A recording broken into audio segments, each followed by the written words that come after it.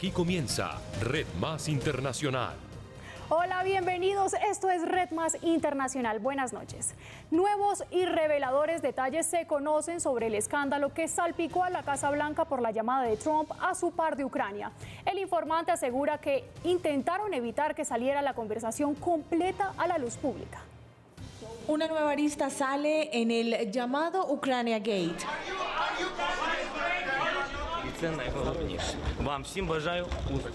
La Casa Blanca habría intentado a toda costa evitar que se conocieran los detalles de la llamada del 25 de julio, una información que se va a conocer a través de la queja de un miembro de inteligencia de Estados Unidos a sus superiores. Son las más recientes acusaciones del anónimo denunciante que podría terminar en impeachment a Trump después de que la presidenta de la Cámara de Representantes, Nancy Pelosi, anunciara que se abría la investigación. Una denuncia que se hizo pública horas antes de que el director interino de Inteligencia Nacional testificara ante el Congreso sobre la llamada telefónica de Donald Trump con Volodymyr Zelensky, y esto dijo sobre el anónimo denunciante. Creo que el denunciante está actuando de buena fe y que siguió la ley. No soy partidista ni político. Creo en una vida de servicio y me siento honrado de ser un servidor público. Según informa The New York Times, el misterioso denunciante es un agente de la CIA que trabaja en la Casa Blanca y es quien asegura que a través de esta conversación Trump presionó a Zelensky para investigar a los Biden. La queja informa el abuso repetido del sistema de registros electrónicos para almacenar información confidencial y es delicada de seguridad nacional, el cual la Casa Blanca usa para ocultar información de naturaleza política, y esto es encubrir. No hay duda de que tiene todo un extenso conocimiento de la política exterior de Estados Unidos en Europa y de la situación actual y de la historia de Ucrania. Trump sigue negando las acusaciones que nuevamente califica como la cacería de brujas más grande en la historia de Estados Unidos. Por graves violaciones de derechos humanos, Estados Unidos impuso sanciones a Raúl Castro. El secretario de Estado de Estados Unidos, Mike Pompeo, fue quien anunció las sanciones contra el expresidente cubano y líder del Partido Comunista de Cuba, Raúl Castro, argumentando su implicación en graves violaciones de derechos humanos. Entre las sanciones, Castro no podrá viajar a Estados Unidos y tampoco su familia más cercana, a quienes les fue bloqueada la entrada. Señalan que Raúl Castro es el responsable de las acciones de Cuba para sostener a Nicolás Maduro, una medida que se da justo un día después de que Donald Trump señalara al jefe del régimen venezolano de haber vendido el alma de su nación a una dictadura extranjera. El aborto ya es legal en toda Australia después de que el Parlamento de Nueva Gales del Sur aprobara la ley para su despenalización. La interrupción voluntaria del embarazo fue despenalizada en Nueva Gales del Sur, el único estado en el que estaba prohibido. La cuestión es que las enmiendas del Consejo Legislativo, lo que se conocía como el proyecto de ley de reforma de la atención de salud reproductiva, ahora conocido como el proyecto de ley de reforma de la ley del aborto 2019, se acuerden. Todos los que están a favor dicen sí, por el contrario, no.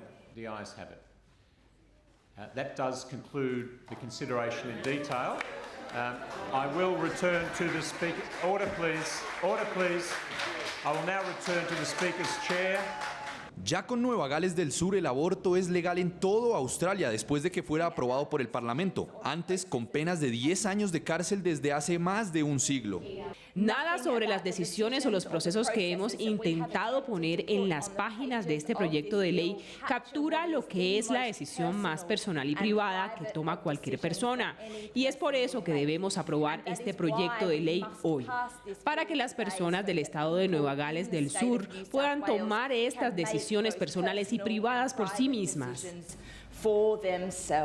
El aborto no solo fue eliminado como delito de ley criminal, sino que además permite a las mujeres de hasta 22 semanas de gestación interrumpir el embarazo, pero con un médico registrado. Es un hito muy importante para Nueva Gales del Sur. Somos el último estado en aprobar esa importante reforma. Fue aprobada por unanimidad en la Cámara Baja y de eso se trata. Los votos conscientes deberían unir a las personas. Todos deberían sentirse libres de expresar sus puntos de vista y eso es lo que sucedió. Como una derrota para la humanidad, calificó la iniciativa del arzobispo de Sydney. Entre tanto, Oaxaca se convirtió en el segundo estado de México que despenaliza el aborto.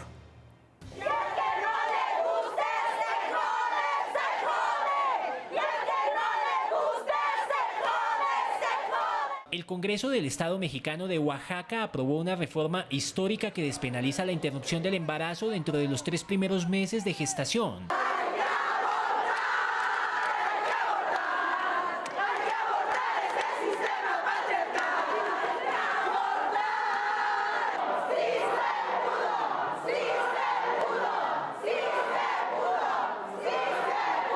Durante el debate en el que fue aprobada la iniciativa, se vivió un ambiente de tensión entre grupos a favor y en contra del aborto. Nosotros vamos a defender la vida de los que no tienen voz ni voto.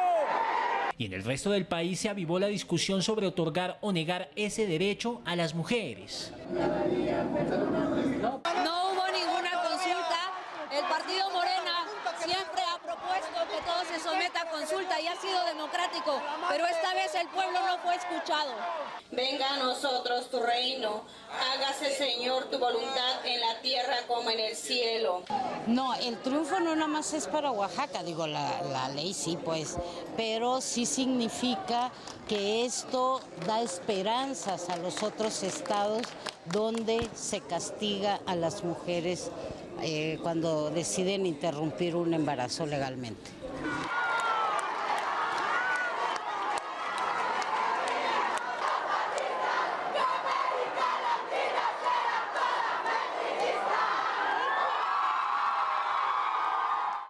Cuatro diputados de 41 votaron a favor de los derechos de las mujeres. Oaxaca se convierte en el segundo estado de México después de la capital en permitir la interrupción libre del embarazo hasta las 12 semanas de gestación. Los legisladores prevén que la medida entre en vigor en octubre de este año. A los 86 años falleció el expresidente francés Jacques Chirac. El político, que fue también alcalde de París y primer ministro, permaneció 12 años en el poder como pieza fundamental para la derecha francesa. El expresidente Jacques Chirac, ícono de la política en su país y en el mundo, falleció en la mañana, acompañado de sus seres queridos y en paz. Así lo dio a conocer a los medios franceses el yerno del también exalcalde de París, que duró 12 años en el poder como presidente de Francia. Chirac, de 86 años, estaba enfermo y no aparecía en público desde hace varios años. Ocupó el cargo de primer ministro, fue presidente entre 1995 y 2007. Recordado por su firme oposición a la guerra de Irak de 2003, el reconocimiento de la responsabilidad francesa en los crímenes nazis y sus advertencias ante el cambio climático. Inmediatamente se conoció la noticia, la Asamblea Nacional y el Senado rindieron un minuto de silencio en su honor. En su cuenta en Twitter, el expresidente socialista François Hollande expresó su solidaridad con la familia. A su esposa, a su hija y a sus parientes, mi respeto y mi afecto. Los franceses, cualquiera que sean sus convicciones, han perdido hoy un político, pero también a un amigo. Los líderes mundiales también manifestaron su pesar. A través de un portavoz, el presidente de la Comisión Europea, Jean-Claude Juncker, aseguró estar conmovido y devastado por la muerte del expresidente, a quien calificó como amigo. París llora al que fue su alcalde por 18 años. Aujourd'hui, Paris est en deuil. Hoy París está de luto. Estoy profundamente triste porque el expresidente nos ha abandonado. Él fue un hombre enorme, de aquellos que marcan la historia mundial. Hors norme. De ceux qui marquent l'histoire mondiale. Luego de dejar el poder, Chirac se retiró con gran popularidad, la misma que se vio afectada cuando tuvo que enfrentarse a la justicia y en 2011 fue condenado a 2 años de prisión en suspenso por el escándalo de los empleos ficticios en París. Un gran presidente por el que llorará toda Francia. Realmente apreciamos su estadía de 12 años. Creo que fue un presidente muy malo. Prefiero no decir más. Un poco paternalista, ese era su estilo. La Torre Eiffel cerrará al público y apagará sus luces a las 9 de la noche, hora local. En honor al expresidente, informaron las autoridades. Durante 10 horas se produjo un gran incendio en una planta industrial en Francia. La gran capa de humo se extendió a las ciudades cercanas. Una planta química de la ciudad de Rouen, en el noreste de Francia, fue arrasada por las llamas. Hacia las 2:40 de la madrugada, hora local, la planta donde trabajan unas 400 personas y que fabrica aditivos para carburantes, pinturas y aceites industriales se prendió. causando gran impacto en la zona y extendiendo una intensa capa de humo visible a 10 kilómetros de distancia. Un perímetro de 500 metros alrededor del lugar fue evacuado por las autoridades, quienes hicieron un llamado a los habitantes a permanecer en sus casas, los cuales se mostraron conmocionados mientras el fuego consumía la fábrica. Esta mañana a las 3 de la mañana mi hijo me llamó porque vive al otro lado, en la orilla derecha del río Ruan. Después de eso me desperté y fui a echar un vistazo. Cuando me dijeron que era esa planta, sabía que era peligroso porque hay lubricantes, hay aceite. Cuando me enteré pensé que era malo para el medio ambiente. La gente debe tener cuidado, es impactante para los lugareños. Luego de 10 horas, cerca de 200 bomberos lograron controlar la emergencia, pero las autoridades temen ahora una posible contaminación del río Sena, que atraviesa París y donde muy cerca fue construida la planta en 1954. Asimismo, afirmaron no haber detectado toxicidad aguda o peligro. Sin embargo, recomendaron a los residentes afectados lavarse las manos, también las frutas y verduras. El origen del fuego aún es desconocido.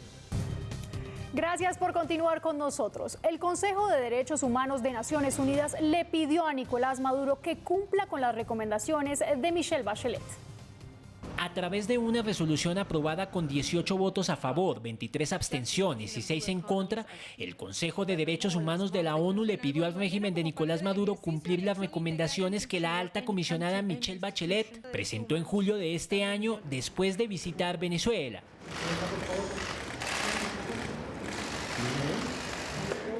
En dicho informe, la exmandataria de Chile promovió el fin del uso excesivo de la fuerza, de las ejecuciones extrajudiciales y de la tortura cometidas presuntamente por las autoridades de la dictadura bolivariana. Bachelet también denunció más de 6.000 asesinatos cometidos por las fuerzas de seguridad venezolanas desde enero de 2018, por lo que reclamaba la investigación de estas y otras violaciones de derechos humanos y la liberación de presos políticos, entre otras exigencias.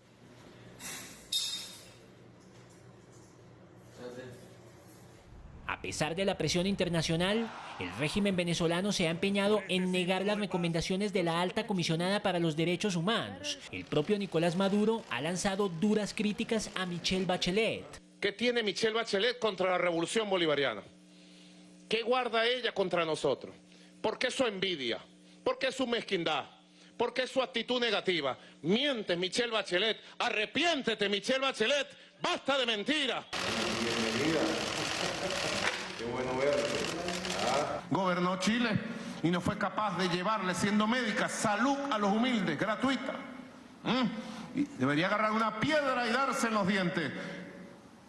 Venezuela tiene un sistema de seguridad social, de protección social, de misiones, grandes misiones, y específicamente un sistema de salud profundamente humano. Países como Perú, Argentina y Brasil votaron en contra de la resolución adoptada, pues consideraron que el documento es demasiado transigente con Venezuela. Esos países y otros miembros del Grupo de Lima presentarán el 27 de septiembre ante el mismo Consejo de Derechos Humanos otra resolución en términos más enérgicos en la que solicitarán una comisión internacional de investigación contra el régimen de Nicolás Maduro.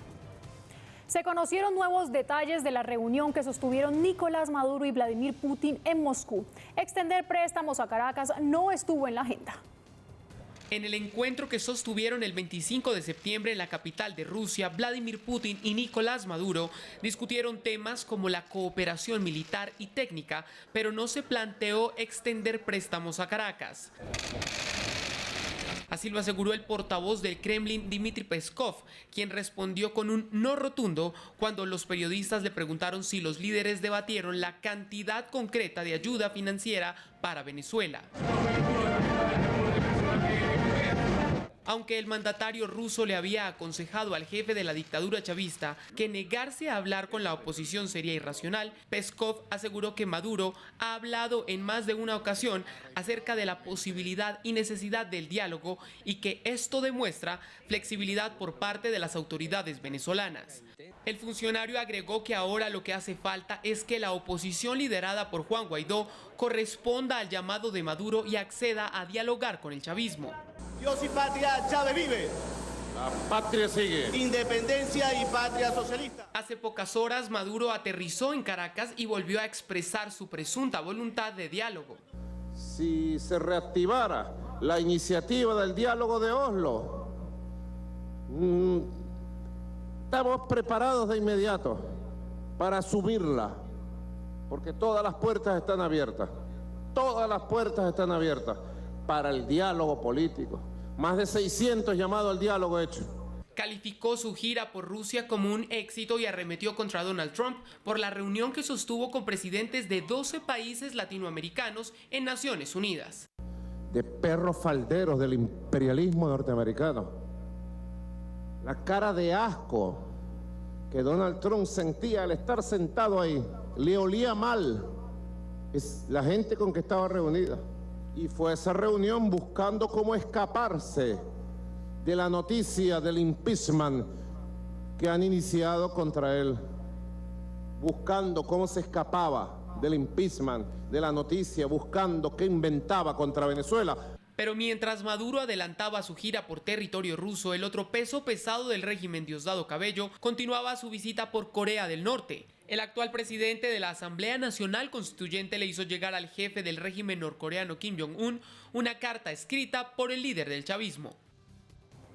La vicepresidenta del régimen de Nicolás Maduro, Delcy Rodríguez, anunció su viaje a Nueva York para participar en la Asamblea de la ONU. Sin embargo, el canciller Jorge Arreaza denunció que Estados Unidos pretende retirarles las credenciales.